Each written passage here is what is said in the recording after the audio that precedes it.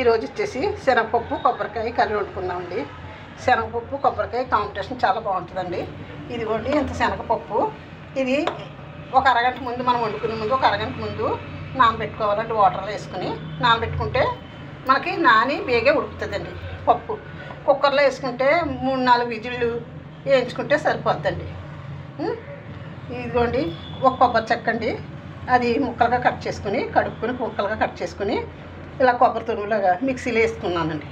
అండి తగినంత ఉప్పు అండి, కారం, పసుపు, ఒక ఆనియన్స్ కట్ చేసుకున్నాను, 4 పచ్చిమిరపకాయలు కట్ చేసుకున్నాను.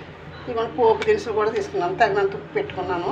పోపు దినుసులు తీసుకున్నాను, ఎండుమిర్చి, కరివేపాకు, ఎల్లుల్లిపాయ, నల్ల జీలకర్ర వేసుకుంటే మంచిది అన్నారండి ఎవరో, అందుకని నల్ల జీలకర్ర తీసుకున్నాను. నల్ల జీలకర్ర, ఆవాలు.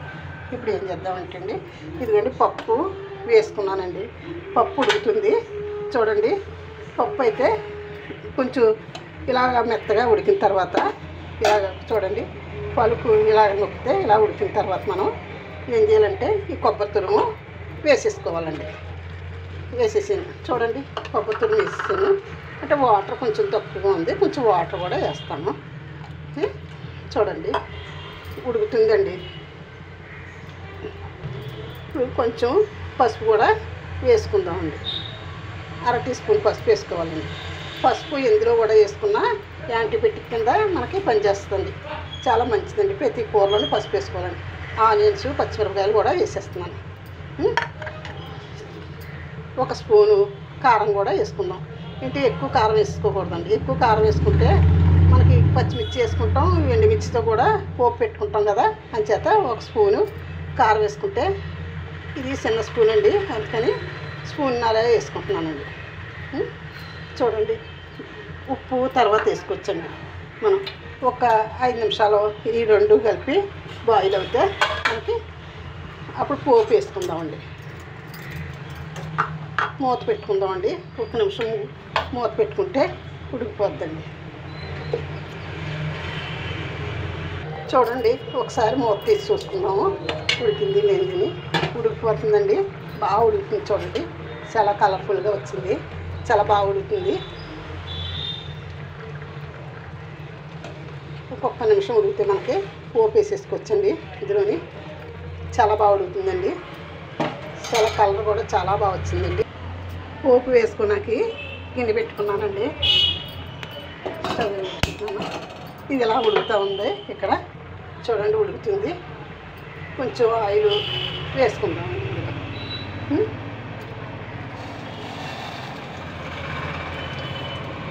ఆయిల్ వేసాను, తాగుతుంది. చాలా బాగా ఉడుకుతుందండి. పప్పు అయితే చాలా సూపర్ వచ్చింది. కొబ్బరికాయ శనగపప్పు చాలా బాగుంటుందండి. పిల్లలకు కూడా ఇలాగ కొబ్బరి అలా ఏదో దాంట్లో వేసి పెడతా ఉంటే హెల్త్కి కూడా మంచిదండి. ఉప్పు వేసేసుకున్నాను. ఇప్పుడు ఏంటి ఉడికిన తర్వాతే వేసుకోవాలండి. ఉప్పు ముందు వేసుకుంటే పప్పు ఎప్పుడు కూడా మనకి ఉడకదు, వెనకాల వేసుకోవాలండి. చూడండి ఉడుకుతుంది. ఏం చేద్దామంటే ఆయిల్లో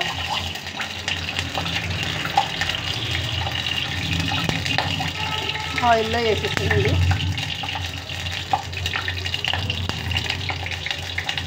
చూడండి పచ్చిమిర్చి ఎండుమిర్చి కూడా వేసేస్తున్నాను. జీలకర్ర అన్నీ కూడా వేసేసాను. వేగుతున్నాయి చూడండి.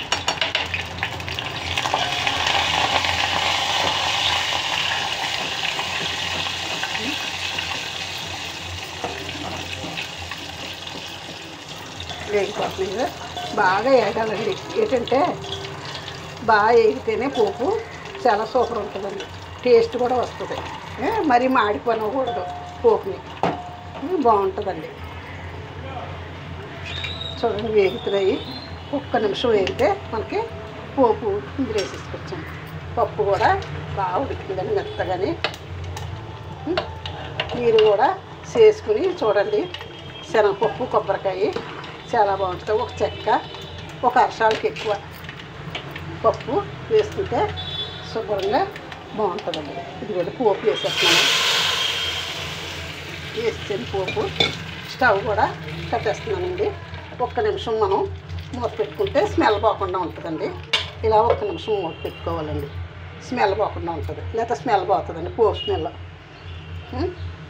చూడండి చాలా సూపర్ వస్తుంది. కర్రీ అయితే చాలా సూపర్ వచ్చింది. శనగపప్పు కొబ్బరికాయ చాలా బాగుంటుందండి. చూడండి, చూసి నాకు లైక్ చేసి షేర్ చేసి సబ్స్క్రైబ్ చేయండి. మీ అందరికీ నేను రుణపడి ఉంటానండి. సబ్స్క్రైబర్స్ అందరూ కూడా చాలా నాకు సపోర్ట్ చేస్తున్నారు. అలాగే లైక్ చేసి కామెంట్స్ కూడా పెట్టండి. ఉంటానండి.